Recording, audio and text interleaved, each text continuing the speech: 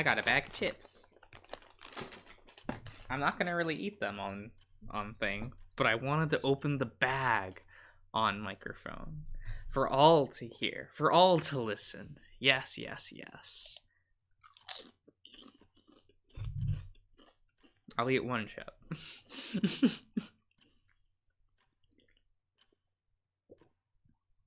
Okay, so here at Rose, we're talking about thing. I don't know. What? Yep. Rose walks over to her desk, sliding her paw over it as she passes it. You want to know what I think about Lance too, don't you? I do, if that's all right. I suppose you have the right to know. He did up and sell you. She starts tapping her desk with her metal fingers, which makes an unnatural thumping sound. Compared to Kanto and even Auron, I don't think I necessarily hate him. Don't get me wrong, he's a piece of shit, but... She stops tapping. I think I just pity him too much to really hate the guy. He's just... really pathetic. Rose turns to face me. She's smiling, but her eyes have a hint of sadness. The last time I saw him was years ago, after he sold Xavier. I was so mad that I smashed his face in. She pauses. Even then, I don't remember the last time I saw Auron so mad. Honestly, I'm surprised Lance is still alive. I guess cockroaches really can live through anything. Did you like Xavier? Not as much as Auron, but yeah, I did. Xavier had been through a lot, but he was always the first to try to smile, no matter what. He was really thankful for Auron for saving him, and for protecting him, and us for protecting him. For us protecting, yeah, okay. Okay. Well, trying to protect him anyway. I give her a moment. Cyrus, I think there's something you should know about Auron.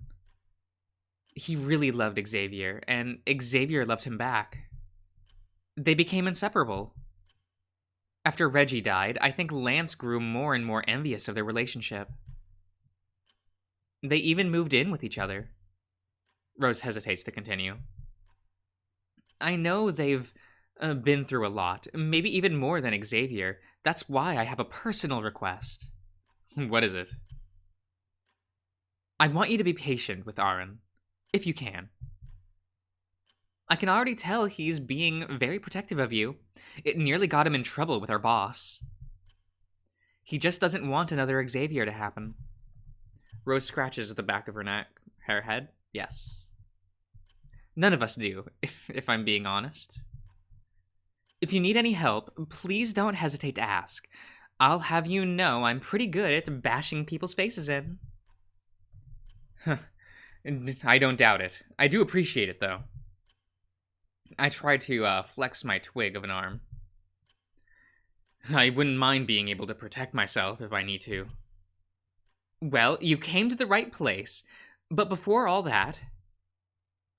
Rose pulls up her office chair to sit at her desk. Is there anything else you want to ask? She gestures towards one of the couches. I make my way over to plop down on one. It's a bit tattered, but pretty comfortable. Well, actually there is, since you mentioned Xavier. Oh yeah? What? Before I continue, I do want to make it clear that I'm not entirely sure what happened to him. However, I want your opinion as to whether or not I should talk to Auron about it. Why's that? Call it instinct, but I feel like he's the kind of guy to abandon all reason to help someone in need. That certainly sounds like him. That's what worries me. I don't want to give him false hope, only for it to be pointless. I guess that depends on what you know, then. Yeah. Do you want to tell me? It takes me a moment to answer. I don't think Rose is the kind of person to go around gossiping. Hell, she didn't even let the crew know about Lance. Under her rough and somewhat immature exterior, I think she's actually pretty pragmatic and cautious. She hasn't even told me her real name yet.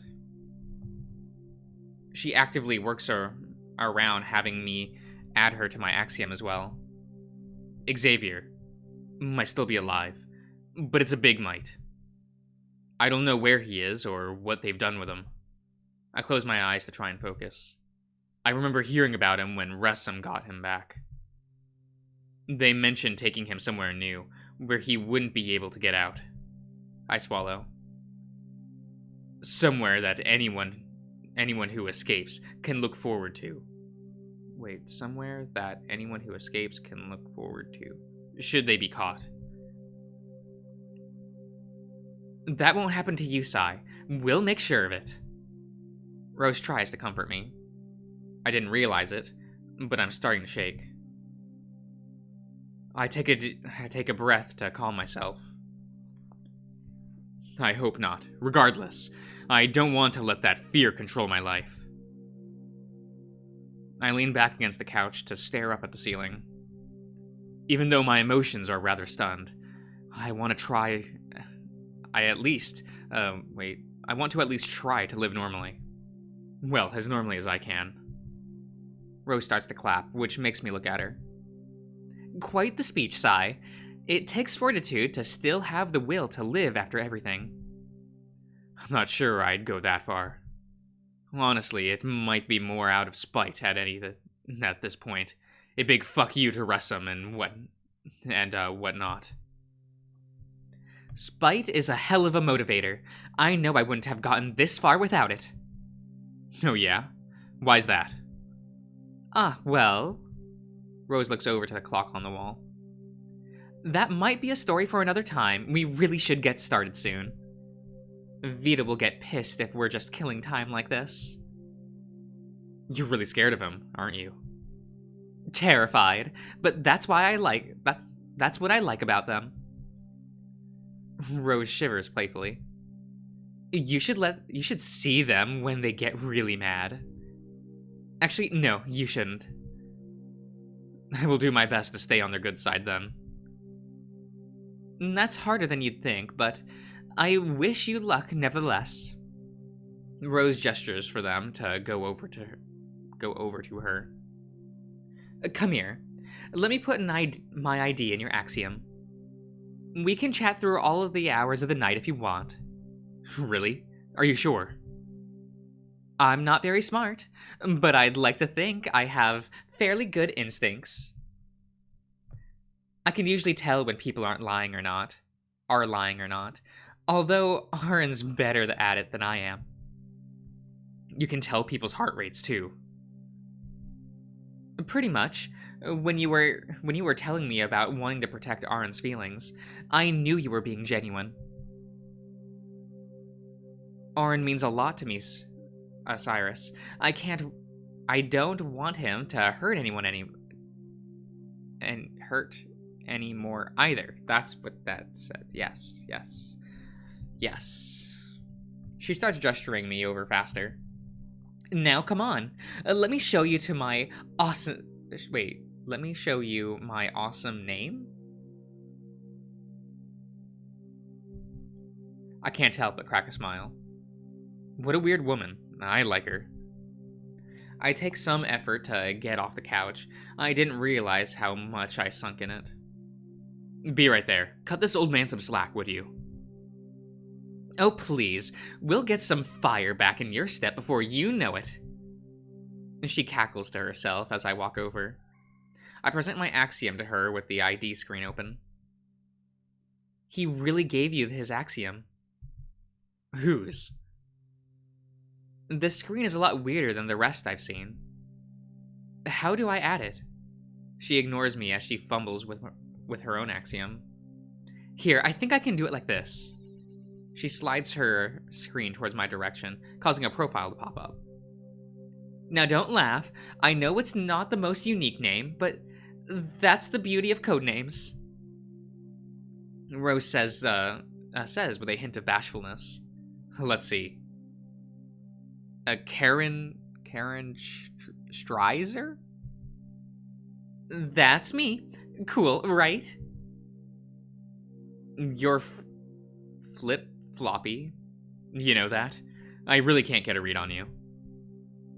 Yo, did anyone watch Flip Flappers? I know I've mentioned it before at some point in a video.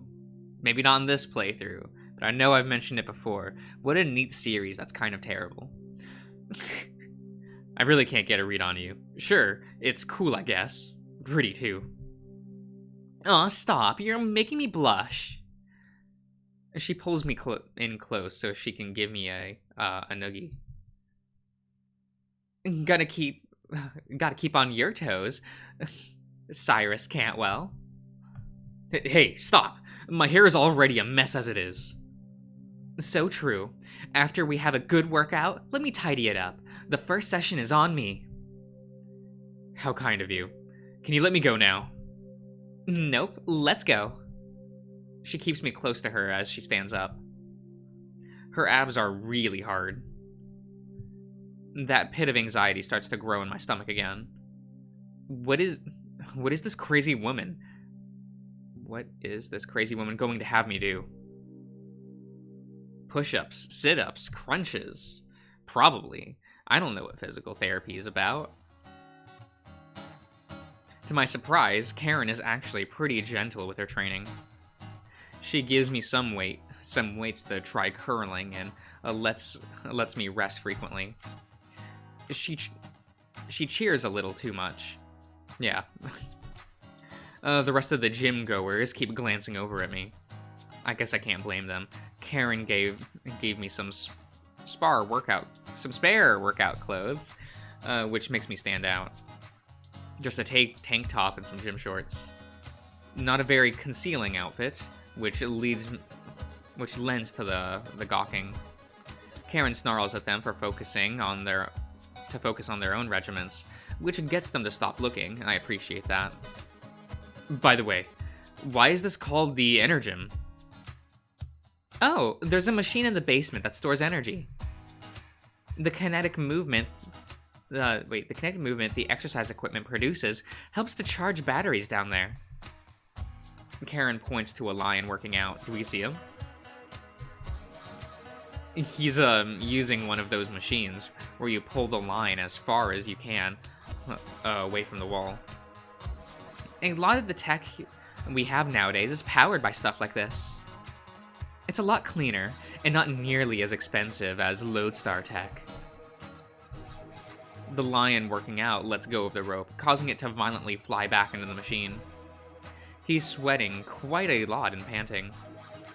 It's pretty intense to charge certain batteries. We figured we could kill two birds with one stone by letting people work out, along with making extra energy. Are there other buildings like this? Loads. Some people even make a living just by working out like this. I see. I don't think it was a chain. Kind of. This one is... excuse me. This one is my specific property, though, along with the garage next door. I was wondering what with all those tools were for. I take it you're a mechanic. Sometimes, yeah. That's enough yapping, though. We got work to do. Yes, ma'am. She continues to be gentle with me as she gives me gear. Not overprotective like Aaron, but she's definitely aware of how much I'm able to handle. She spots me when I try to bench press 10 pounds. It's a bit embarrassing that I can barely do that. Baby steps, I guess. That's also a pretty good anime. Baby steps? Cool. Tennis is just like one of the... I don't know why tennis anime are so blessed, but it is what it is. Oh, we work out for a few more hours. It's honestly kind of fun and helps the time fly by. I am exhausted by the end of it. A good kind of exhausted. Beats being operated on, that's for sure. Karen hands me a wet towel and some water. Drink slowly. It's kinda strong. I guess it's the weird thick water. Thanks. What is this stuff, anyway? I smack my lips after taking a sip. Just a vitamin-infused blend I came up with a few years ago. It'll give you some more energy as you rest. Oh, you made this concoction. Sure did. Wow, that's impressive.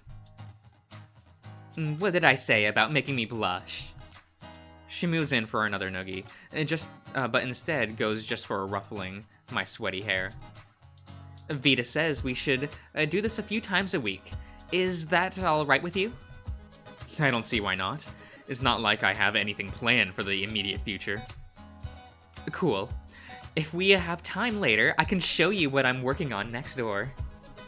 Sounds like someone just wants free labor. Aw, I knew you were a smart guy. Glad you caught on fast. Right. The hyena starts to cackle again. I can't help but chuckle under my breath.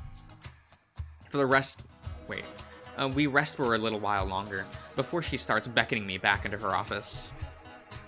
Oh no, what? Time for your haircut. Oh, fuck. Well, how bad could it be? With a bit of reluctance, I hobble my way over to her. We'll do it in the garage next door. That's where I keep all of my equipment. I put my jacket back on with a bit of worry. Can't wait. Garage. She's actually quite professional. Well, as professional as a barbershop can be in an auto shop, I guess. She wastes no time washing my hair before starting to trim it. Gotta get rid of all these split ends first. Did you want to try shaving the rest of it down? Honestly, I'm not too sure. I haven't thought about doing my hair in quite a while. My old haircut was touching up my shaved sides. The hyena starts to dry my hair before brushing it back down. Want me to try and to do that on the sides at least? And just having this part shaved down is not a good look. I'm not exactly sure what styles are in right now, as you can imagine. If you want, I could let you decide. Well, if you want to keep the length, I could just shave this side, make it some of the back, and trim up the bangs. Sounds as good as a plan as any. Go nuts. She starts to snip her scissors with a bit of chaotic energy. Thought you'd never say so. There's some part of me that still thinks she could be the most gruesome. Be my most gruesome operation to date. She wastes no time getting out the razor and starts on the sides of my head. Again, she's rather gentle once she actually gets to work. She makes sure to be wary of the stitches and carefully shaves the hair around them. The familiar feel of a shaved head starts to hit me. It's nostalgic. And Karen takes a deep breath once she finishes. Remind me not to work on someone fresh out of a surgery again. Don't worry, I won't tell Vita about it. You kidding? I'm sure they'll be able to tell as soon as you see them. Okay. Oh well, I can tell you really wanted this. Maybe. She starts to hum as she methodically snips away more and more hair. My worries start to fade away. The exhaustion of the early workout makes me want to fall asleep. I try to keep myself up a little while longer. My sleep schedule is messed up as it is. And done. Here, let's get you a mirror. She heaves out a prideful huff as she hastily brushes the excess hair off. I don't have a moment to protest before she zips me across the room.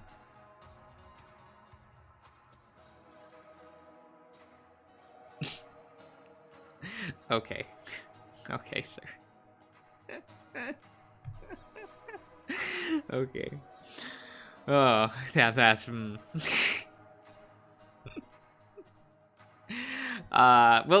end the part here. Well, I'll see you around, everyone.